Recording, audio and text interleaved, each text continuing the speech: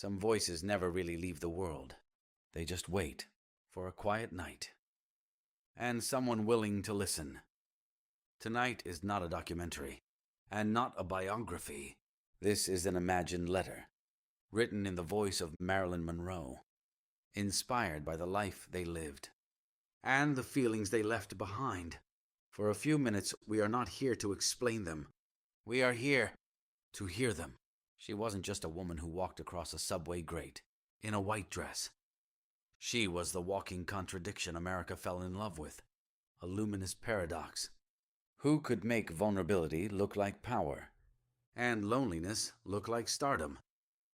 Marilyn Monroe became the most photographed face of her generation, yet remained one of the most misunderstood souls behind the camera.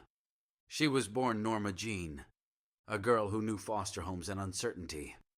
Long before she knew fame, there was something achingly real beneath the platinum hair and breathless voice, a yearning to be taken seriously, to be seen as more than a body, more than a symbol. Hollywood wanted her soft and sultry, unthreatening in her beauty. But Marilyn studied Stanislavski, read Dostoevsky, started her own production company. When women simply didn't do such things, she fought for better roles, better pay, better treatment, even as the industry reduced her to a blonde bombshell, a male fantasy wrapped in satin and spotlights. Her intelligence was constantly underestimated, dismissed as incompatible with her appearance, as though a beautiful woman couldn't also possess depth and ambition. She married a baseball legend and then a literary giant, seeking perhaps, in these unions, some validation that she was worthy of minds as well as desire. Yet her marriages crumbled under the weight of incompatibility and her own demons, the pills, the lateness, the fragility. That seemed to grow with each passing year. Studios saw her as difficult. She saw herself as demanding respect. The camera adored her in ways human beings seemed unable to sustain. In still photographs and moving pictures, she radiated something beyond mere beauty, a kind of incandescent warmth, a playful sensuality, mixed with genuine sweetness. Watch her and some like it. Hot, or gentlemen prefer blondes.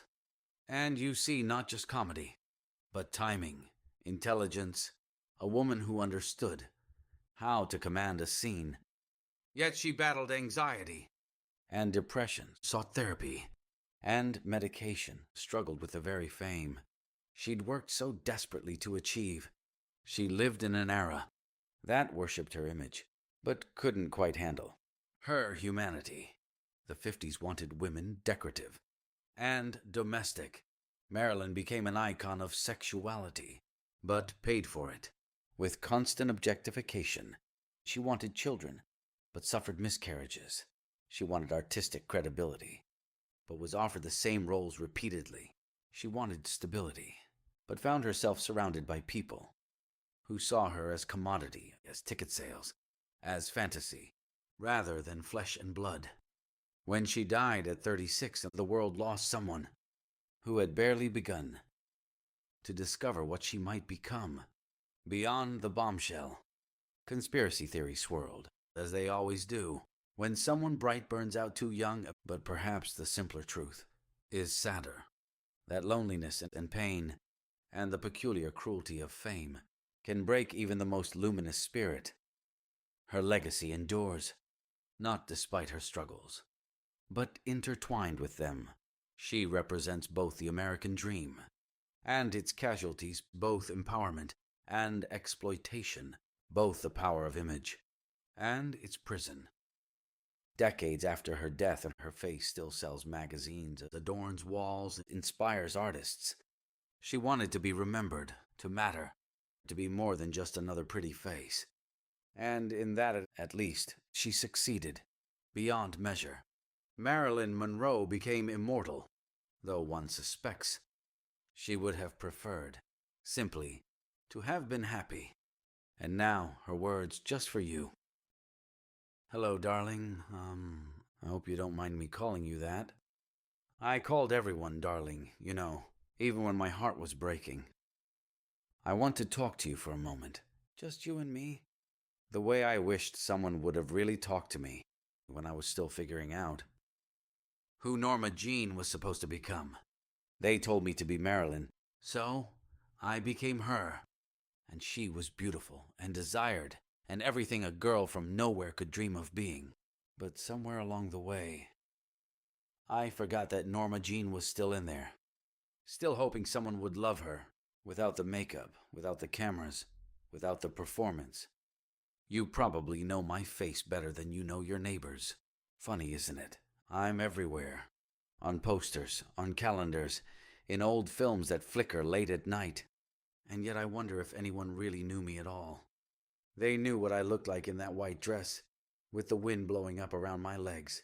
They knew the breathy voice, the walk, the smile I practiced until it looked effortless. But did they know I studied acting with Lee Strasberg? Because I wanted to be taken seriously. Did they know I read books that would have surprised them? That I wanted to play Grushenka in The Brothers? Karamazov? Probably not. That wasn't what they wanted from me. I learned early that being beautiful was currency. But it's a strange kind of wealth. It buys attention but rarely respect. Desire but not often love. Men wanted to possess me. Studios wanted to profit from me. And I just wanted someone to see past the platinum hair and really look at me. I married Joe because he was strong and real, and I thought maybe he could protect me from all of it. But he wanted a wife at home.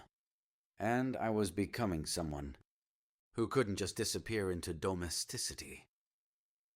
Then there was Arthur. Brilliant Arthur. And I thought surely a great mind would understand mine. But I think I disappointed him. I think I disappointed everyone eventually, including myself. The pills started as helpers. Little friends to calm the anxiety before a scene, to help me sleep when my mind wouldn't stop racing. They told me I was difficult, that I showed up late, that I couldn't remember my lines. What they didn't understand was that every day I woke up terrified, that this would be the day everyone realized I was a fraud, that Marilyn was just smoke and mirrors, and underneath was just a scared girl who never quite felt like she belonged anywhere. I wanted babies so badly.